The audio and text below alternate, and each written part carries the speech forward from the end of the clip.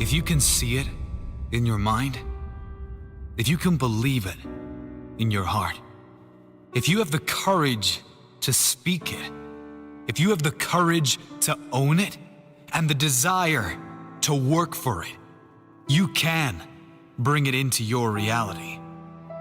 There's nothing off limits. There are no limitations. There are no limitations to those who believe and those who are willing to work for their dream. You have to see it in your mind before you can see it in your reality.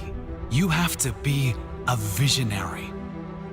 Picture everything you want so clearly in your mind until you can see it right in front of you. Write it all down on a piece of paper. Create a vision board. Then you will have evidence in the future. Evidence of the amazing power of your mind. The amazing power of you. If all you ever do is live by what is in front of you, reacting to the life in front of you, you will never move beyond the life that is in front of you. You have to be able to see outside of your current situation. You must be able to acknowledge where you are in life, but know you are capable of creating so much more. Know that where you are right now is not your life. You are where you are right now because of your past decisions and your past beliefs. Now, it's time to sum up the courage to ask for better, to believe in better, to believe magic is on the way. Now, it's time to get what you deserve. In life, we don't get what we ask for. We get what we ask and work for. Nothing in life will work without the work. No books, no seminars, no audio tapes, no gurus, nothing. Nothing will work if you don't. But I'm not talking about doing work you hate. There's no need for that. When you do work you love, it's not work. You do need to do something, but you do it because you love doing it, not because you have to. And that's where the magic is created. You add value to others by doing what you want to do, and you get rewarded. What you want is not going to come to you by just dreaming about it. When you get in your car to go somewhere, you would never expect to arrive at the destination by just closing your eyes and dreaming about it. You know you can't get there instantly. You must know where you're going, but you also understand that right now you are here. And in order to get to your destination, there is going to be a journey. There might be roadblocks, detours, stop signs, even breakdowns, but if you really must get to that destination, you can and will find a way. You would never stop halfway and turn around because of a detour, a setback, or an obstacle. You just take whatever path leads to your destination, even if it wasn't the path you planned on taking, even if it wasn't the easiest path. Life is no different. If you want something, anything in your life, you must first know where you are, and then you must know what it is going to take to get there. You make a commitment that no matter what happens, I will reach that destination. If I have to go the long way, I'll go the long way. If I have to learn a new way, I'll learn a new way. If there are detours, roadblocks, or breakdowns, I will keep going, fix the issue, get patched up, but I will never quit. If you just know, if you just believe, you will get there and you have the courage to see it through. There is nothing you can't have, nowhere you can't go, and no one you can't become. Muhammad Ali said, "The man who has no imagination has no wings." If you can't envision it, if you can't believe it, you will never see it. You will never be it. You see, if you want to live an average life, that is fine. Keep your feet on the ground. But if you want to soar, if you want to achieve great things, you must not only think those crazy thoughts, but feel it. Feel what it would feel like to be doing that thing you want to do. Feel what it feels like to have all the things you want, to be the person that has achieved the things you want to achieve. The very process of you feeling like you already have it will send vibrational signals to your brain. And if you are willing to work for it, it will be in your life very soon. Albert Einstein once said, "Your imagination is everything. It is the preview of life's coming attractions.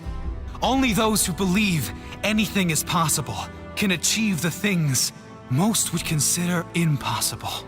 You must know who you are going to be before you become that person. You must picture what you want to achieve and feel like you already have it before you can bring it into your reality. In the greatest book of all time, Think and Grow Rich, Napoleon Hill states, "Whatever the mind of man can conceive and believe, it can achieve." He says, "You are the master of your destiny. You can influence, direct, and control your own environment. You can make your life what you want it to be." It's not a magic trick. It's not a new philosophy. Most of you know about it. And if you don't, you should start paying attention, because just about anyone who is great knows about it. As Robin Sharma said, everything is created twice. First in the mind, and then in reality. There is an energy and power far greater than we can comprehend at play. And we can either use it, live in harmony with it, create with it, or run in fear from it.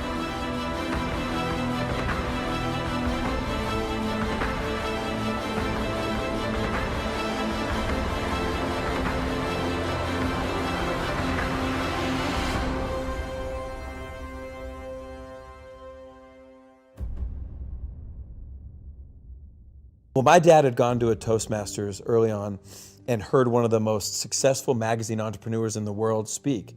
He comes back and tells me, "I just had a chance to hear one of the most successful magazine entrepreneurs in the world speak." And he said, "When are you taking your SAT?" I said, "I'm taking it next year." He said, "Well, this guy was failing out of high school. He was struggling. He was raised by a single mom in the Midwest, but he promised his mother he would take a test called the SAT.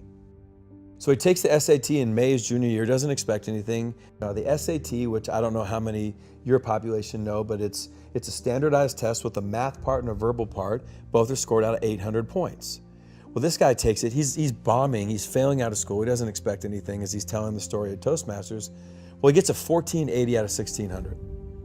So he's stunned, right? That would be for the smart people that listen to your podcast. Insane, yeah. Right, cognitive dissonance. I right? got a 900 on my SATs just Right. to give people a frame. Right, and I got a 990, excuse me. And I got a 1010, right? I was just, hey, 4 digits, and you know, it's a variety of different things. So he gets the score, and his mother, doing what any mother would do, knowing her kid, says, "Did you cheat?" Right? She knows her son, and he says, "I swear to God, I tried to cheat, but the way the numbers were and the scantrons and the bubbles, you couldn't cheat." So she says, "You mean to tell me you really got that score?" He said, "Yeah, I got the score." So he's stunned, Tom. So as my dad's telling me the story, I'm like, okay.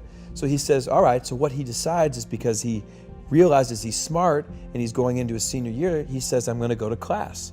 Now he starts to go to class. He doesn't hang out with who he did when he didn't go to class. All right, teachers see him in class and they said, "Hey, maybe Franklin Pierce, maybe we missed the boat on this kid." So they start to treat him differently. Well, as the guy would tell the story, he graduates, goes to a community college, goes on to Wichita State, goes on to the Ivy League, and becomes this massively successful magazine entrepreneur. So I said, okay, well, the guy was always smart. He just needed a standardized test to unlock it. My dad said, "No, that's not the story. This is what I want you to understand." He said, 12 years after all this guy's success, he gets a letter in the mail from Princeton, New Jersey. Doesn't think anything about it. The next day, his wife says, "You're going to open it." He opens it. True story, turns out the SAT board will periodically review their test-taking procedures and the policies. The year he took the test, he was one of 13 people sent the wrong SAT score.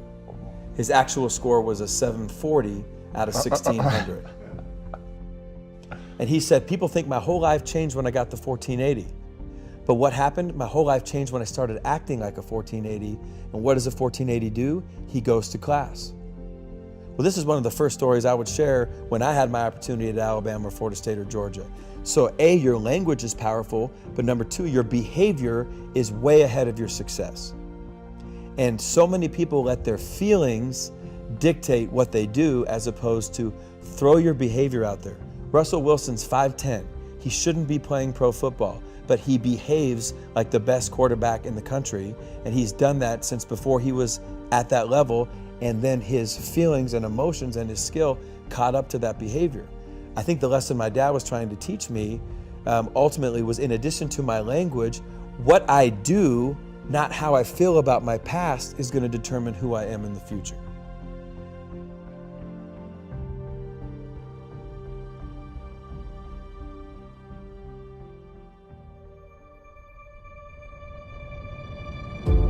We are all in the gutter, but some of us are looking at the stars.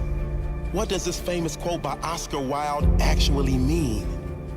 How do you interpret his words? What meaning do you give these words? We are all in the gutter, but some of us are looking at the stars. Our interpretation: we all have our own challenges and issues unique to us.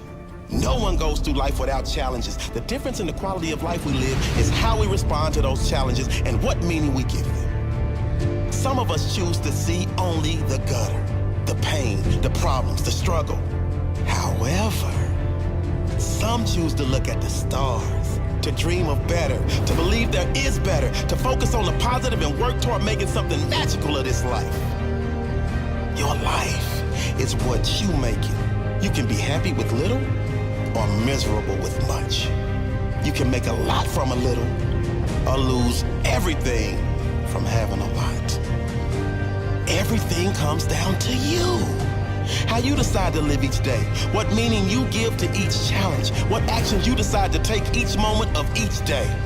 Some choose to throw in the towel. They say they will never make it because this happened, and because that person did this to me. They frequently blame others for their misfortune and constantly play the luck card. On the flip side, some who face massive challenges and big life issues choose to react differently. They will rise early knowing that every day is a new day and a new opportunity. Knowing that no yesterday has control over how you react today. Knowing that today and right now, you can take the first step towards turning your life into something far greater than you ever imagined.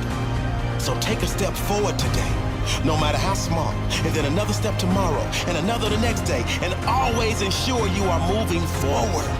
Always ensure you are looking at the stars, keeping your goals and dreams in the forefront of your mind, remaining alert to opportunities, seeking opportunities to move forward, and capitalizing when they arrive. Next time you're in a challenging moment, know that you can remain down. Play the victim role as most do. Give up as most do. Use the event as a reason why you didn't make it, also as most do.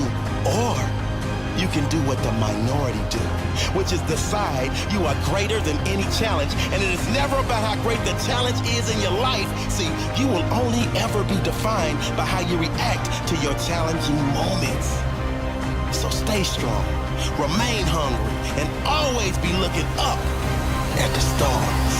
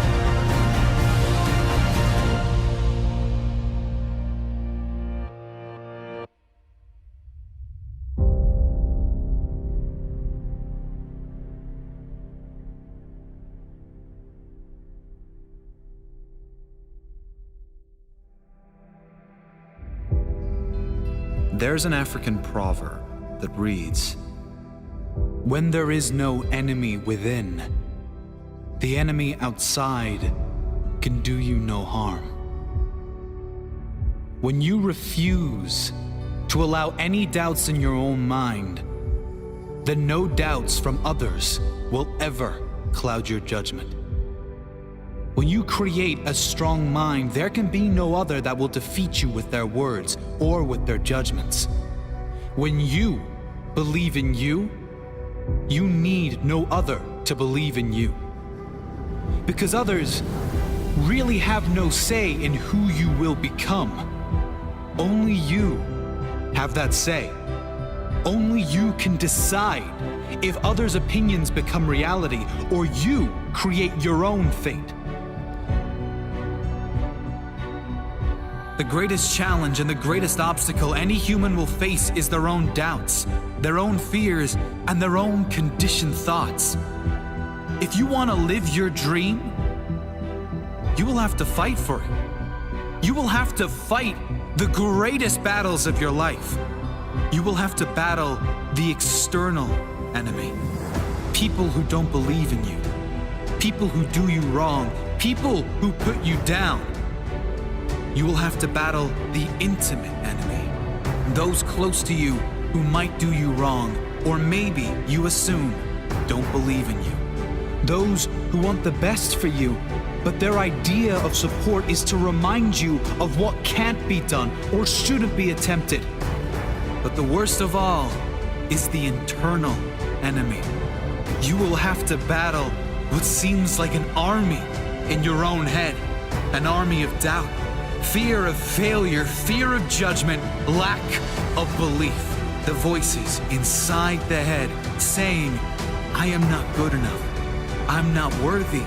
I want to do this, but I can't. I want to give to those I love, but I can't. I'm not worthy of love. I'll never be able to do this. I am hopeless. I've tried everything. The world is against me. No one believes in me. My life's not worth living. There is no greater pain that can be inflicted on you than your own internal enemy. Your own thoughts will cause you more pain than anyone or anything. They can be likened to a terrorist living in your soul. But when you learn to control and direct your mind, you can direct that internal voice to work for you rather than against you. You get it to work for you by creating a compelling future. A future you will be proud to achieve, proud to live through. You do this by not just having goals, but having meaningful goals. Goals that get you excited to wake up every morning. You do this by understanding what your purpose in life really is. What are you doing it all for? When you know these things, when you work on yourself daily, you can quiet that voice in your head. You can feel good enough because you are good enough. But it does take a commitment of daily practice to work on yourself. Cut out something that you spend a lot of time on that does nothing good for your life and replace it with daily work on you. Empower yourself. Set your life up to win.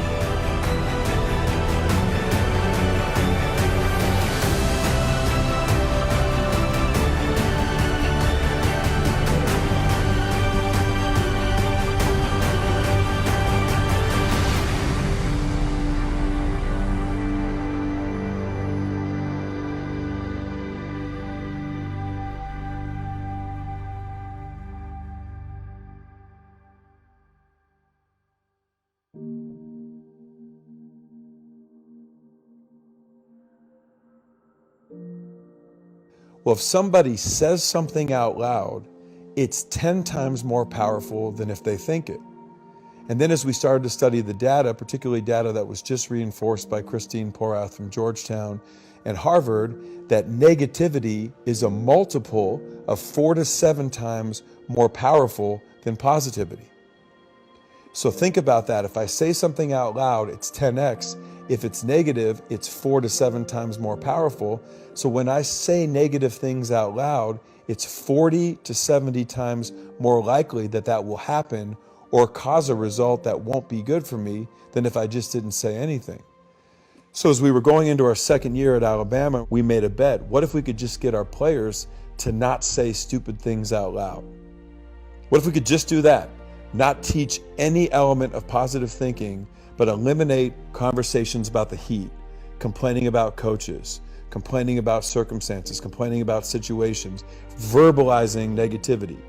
But we weren't going to lie to them and say, hey, be positive. We just taught them the data. And then what we did was some of the things that you noticed in the book, the stories in and around negativity are incredible. Tell us some. Bill Buckner was one that took my breath away.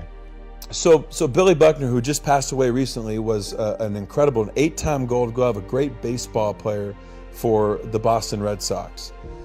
Well, he made a mistake in sports that would be one of the biggest sport bloopers in history. And in 1986, he let the game-winning run score on a ground ball through his legs that ultimately would give the Mets the World Series. Mm-hmm. Now, I was just watching an ESPN E60 Jeremy Schaap story, and I saw an interview that was done in 1990 that resurfaced in 1995, where Buckner was interviewed 12 days before the World Series, and he said, the dreams are to win the World Series, and the nightmare would be for me to let the game-winning run score on a ground ball through my legs.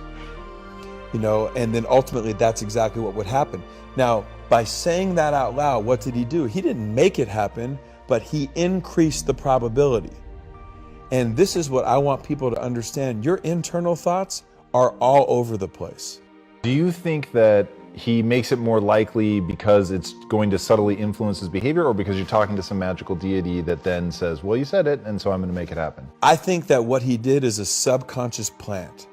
By verbalizing it and knowing that it's 10 times more powerful, he's planting it in his subconscious. He doesn't want it to happen, but it becomes something that's ultimately on his mind, and he gave it more power by verbalizing.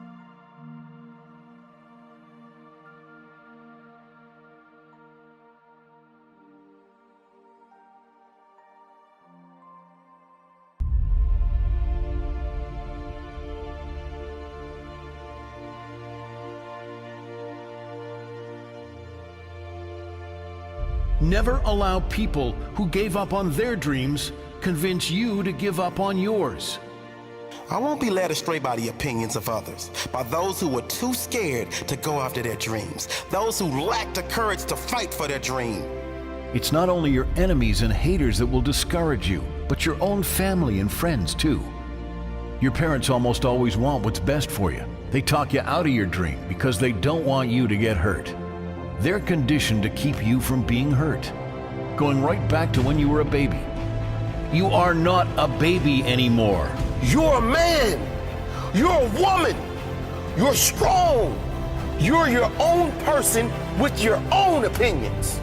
You are in charge of your life. You are in charge of your own decisions. You are capable of making your own choices. And you are strong enough to handle the consequences if it doesn't work out. You are big enough to handle any challenge that comes based on the decisions you make on your own. You call it truth, I call it opinion. If I wanted average, I would ask for their opinion. Please, don't get me wrong. I'm sure average is great, but average is not something I'm seeking right now. So best of luck and move along. Your truth is not my reality. Your opinion will never sway my dreams. My dreams will never be your success story. And don't expect me to say sorry, because I will never apologize for chasing my dreams, for having higher standards, for saying no when I need to, for doing everything I must do. Opinions are the cheapest commodity on earth. Just like a cheap, nasty hamburger. Everyone can have one, but it's best you don't digest. But I don't digest BS. See, there's a better food for your soul, and it's not found in others' opinions. It's found in your own inner voice. It's the courage inside you, the courage that has no fear of failure, no fear of opinions. It's found in following your heart. Not what's best for your mom or dad, not what society says is good or bad, not what makes you look important, but what you want. Critics, doubters, haters, naysayers, they will all discourage you because they are threatened by your success. They believe that if you become successful, they will be less significant. If you become successful, they will be left behind. By you becoming more, they will become less.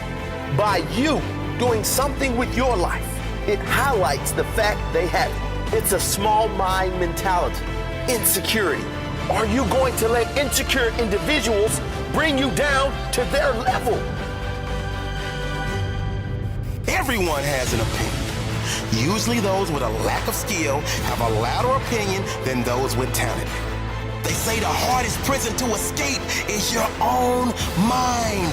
Very often, that is so true. Mostly because our minds are exploding with the opinions of others.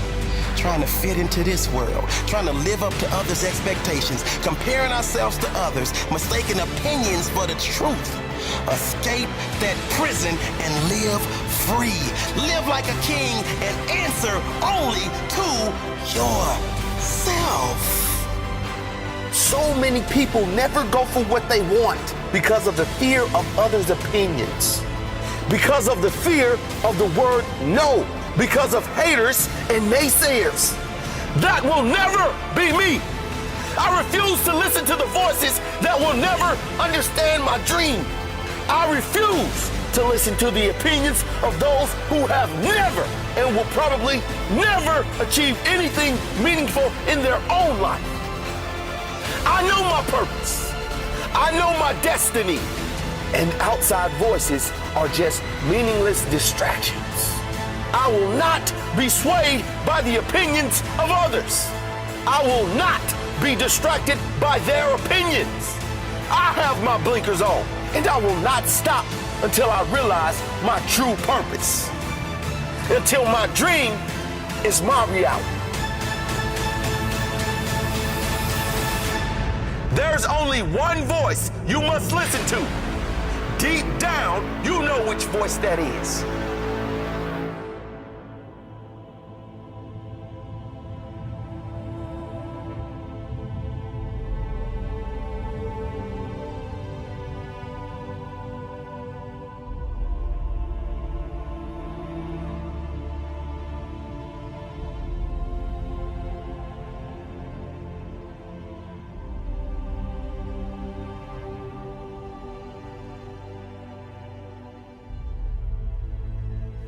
I don't care how scared you are.